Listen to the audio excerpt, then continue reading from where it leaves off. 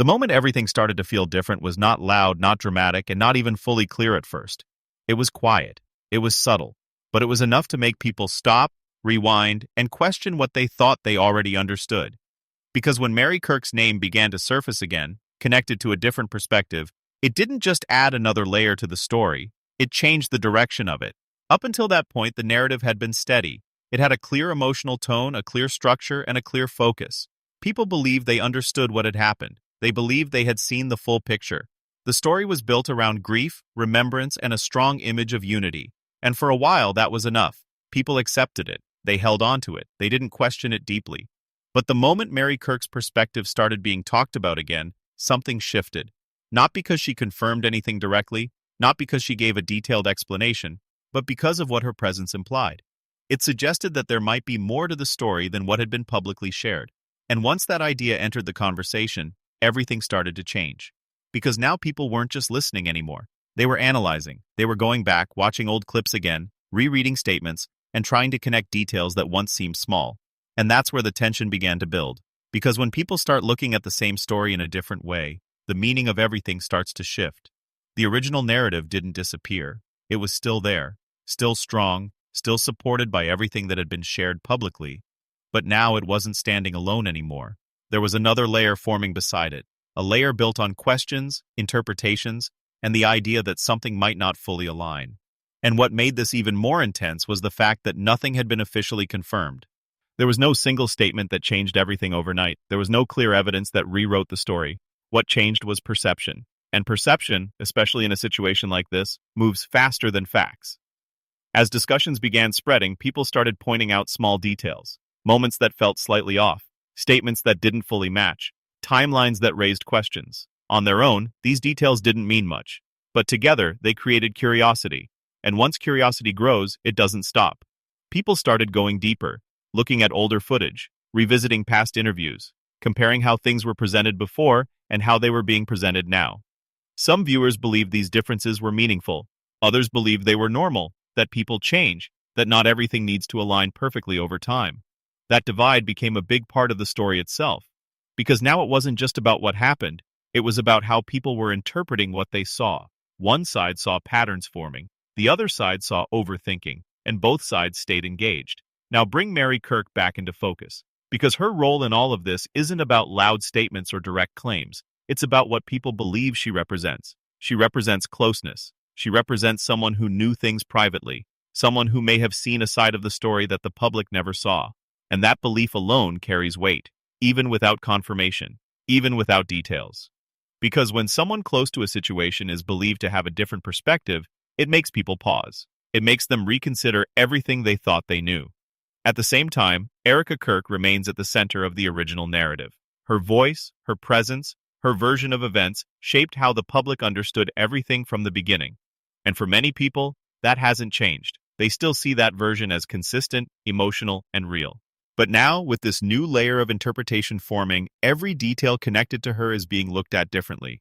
Every statement gets analyzed, every moment gets re-examined, and even silence becomes something people try to interpret. That's where the tension grows stronger, because the story is no longer simple. It's no longer one clear version. It's now a space where multiple interpretations exist at the same time, and the audience is trying to decide which one feels more complete. Social media has played a huge role in this shift, because once these discussions started spreading, they didn't stay contained. Clips were shared, moments were isolated, commentary kept building on top of commentary, and with each new post, the story expanded, not in confirmed facts, but in meaning, in interpretation, in perception. That's how narratives evolve now. They don't stay fixed, they multiply. And once they start multiplying, control becomes impossible, because everyone begins creating their own version of the story. Some people lean into the idea that there is something deeper beneath the surface. They believe that the emerging perspective connected to Mary Kirk is a sign that the original narrative might not be complete. They look at patterns, connections, and differences, and they build their understanding from there.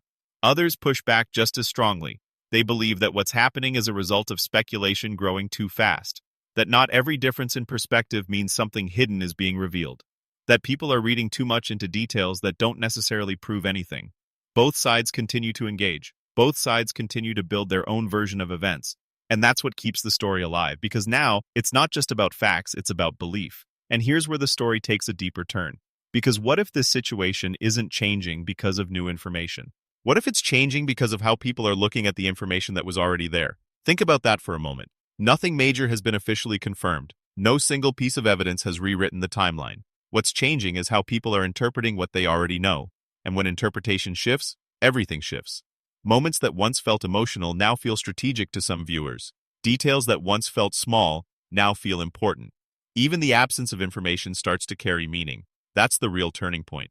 Because the story isn't being rebuilt from new facts. It's being rebuilt from new perspectives. And that makes it unpredictable. Because when a story is driven by interpretation, it can move in any direction. Any new detail, no matter how small, can become significant. Any new statement can reshape how everything before it is understood. Now step back and look at the bigger picture. This isn't just about one situation anymore. It's about how stories are formed, how narratives grow, and how quickly perception can turn into something that feels like truth. The audience is no longer just watching. They are participating. They are analyzing, connecting, debating, and forming conclusions in real time. And once the audience takes on that role, the story doesn't slow down. It accelerates. Because every person adds their own interpretation, their own perspective, their own version of what they believe is happening.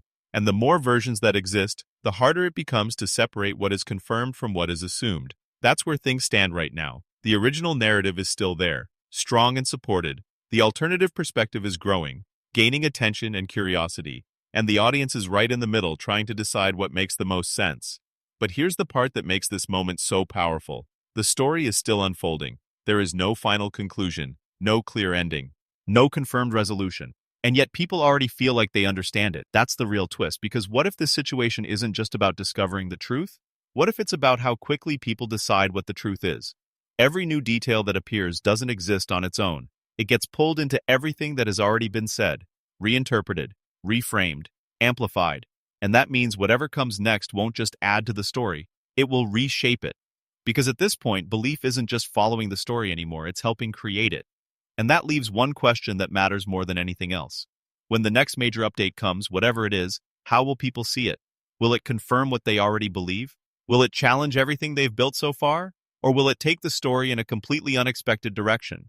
Because in a situation like this, all of those outcomes are possible. And that's why this story isn't over. It's still evolving. And just when it feels like the story has already stretched as far as it can go, that's when another layer begins to form. Because once people start questioning a narrative, they don't stop at one detail. They keep going. They keep digging. They keep looking for anything that either supports or challenges what they believe is happening. That's exactly what is happening here. People are not just watching anymore. They are comparing. They are connecting moments that were never meant to be connected. They are building timelines based on clips, statements, and even silence.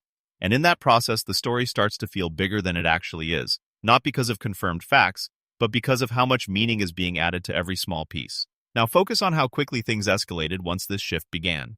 At first, it was just quiet discussion, a few comments here and there, people asking simple questions. But then those questions turned into theories. And those theories started spreading, not slowly but fast. Because once something creates doubt, it naturally attracts attention. And attention brings more voices. Some voices try to make sense of the situation calmly. They look at both sides. They try to stay balanced. But other voices lean into the uncertainty. They highlight the most dramatic possibilities. They focus on what could be hidden rather than what is already known. And that's where the story starts to feel intense. Because now it's not just about understanding what happened. It's about exploring every possible version of what could have happened. And in that space, even the smallest detail can become a major talking point. A pause in a video becomes meaningful. A specific word choice becomes important. A moment where nothing is said becomes something people try to explain. That's how deep the analysis has gone. Now bring Erica Kirk back into this moment again. Because as the story grows, the focus on her doesn't decrease. It increases. Every past appearance, every statement, every shared memory starts getting revisited. For some viewers, this only strengthens their belief in the original narrative. They see consistency. They see emotion. They see a story that still makes sense. But for others, this deeper look creates more questions. They begin to notice differences in tone, differences in timing, differences in how certain moments are presented. And once those differences are noticed, they don't go away. They become part of the discussion. At the same time, Mary Kirk's presence continues to grow, even without direct, clear statements. It's no longer just about what she has said or not said. It's about what people believe she might know. That belief is what gives her role power in this situation. Because when people think someone close to the story holds a different perspective, they start to shift their attention. They start to wonder if there is something more beneath the surface. And that curiosity keeps building. But here's where things become even more complicated. Because while the public conversation is moving fast, the more structured side of things is moving slowly. There are no strong official confirmations, no clear statements that settle the debate. And that gap between fast public reaction and slow official clarity creates even more tension. Some people see that silence as a sign that something is still unfolding behind the scenes. Others see it as proof that nothing new has actually been confirmed. Again, it all comes back to interpretation. Now think about how powerful that is. Two people can look at the exact same situation and walk away with completely different conclusions. Not because one has more information than the other, but because they are interpreting the same information in different ways. That's exactly what is driving this story forward, and it's why the narrative keeps expanding instead of settling. Because every time it feels like things might calm down, something pulls the attention back. A clip resurfaces, a comment gains traction, a new angle is introduced, and suddenly the conversation starts all over again. Now here's another important layer to understand. This situation is no longer just about the people directly involved. It has become a reflection of how stories work in today's world. Information doesn't stay in one place anymore. It spreads. It evolves. It gets reshaped by every person who interacts with it. And that means the story you see is not just one version. It's a mix of many versions, all existing at the same time. Some are based on facts, some are based on interpretation, and some are based purely on speculation. But once they all exist together, separating them becomes difficult.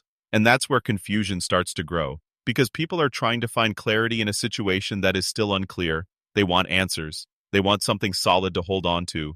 But instead they are getting more perspectives, more angles, more possibilities. And that keeps them engaged. Now here's where the emotional side of the story becomes even stronger. Because this isn't just a situation people are analyzing logically. It's something they are feeling. They are reacting emotionally to what they see. They are connecting with certain versions of the story more than others. And once emotion becomes part of the process, it adds another layer of complexity.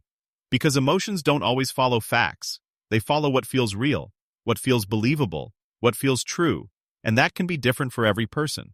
So now, instead of one shared understanding, there are multiple emotional responses happening at the same time. Some people feel confident in what they believe. Others feel uncertain but curious. And some feel completely divided, unsure of what to trust.